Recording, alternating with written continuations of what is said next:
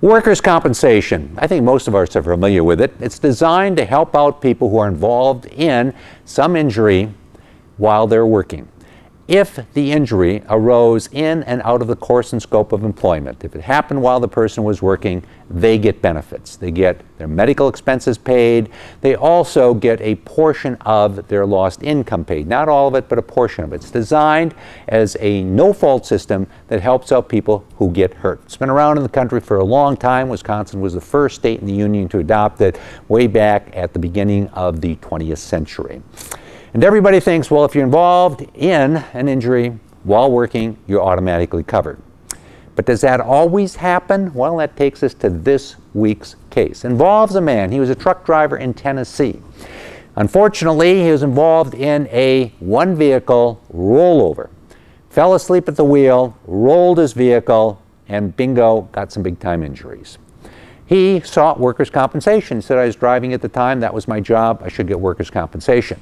The workers' compensation insurance company said, no, we don't think so. We don't think so because you broke the safety regulations. Your employer had in existence a regulation that required you to take a break every so many hours. In this instance, you were driving 36 hours and you never took a break. You kept working for 36 hours. During that period of time, you were supposed to have taken 10 hours worth of breaks in order to get some shut-eye.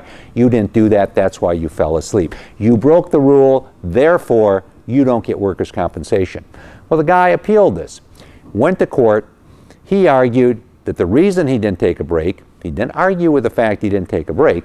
He said the reason he didn't take a break was because of the very, very, very hectic delivery schedule he had, and therefore he kept driving.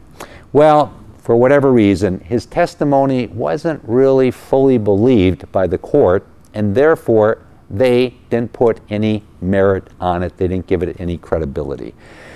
In view of that, they looked to the argument of the insurance company that said, hey, he broke those rules, safety rules designed to prevent this kind of injury, and therefore he is at fault because he broke the rules. When you break the rules, you are going to be at fault.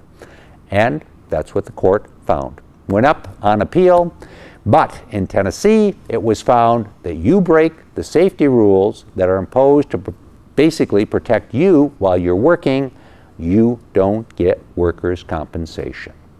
Okay. We bring you this case as we bring you cases every week so you understand how the law works. I'm David Allen.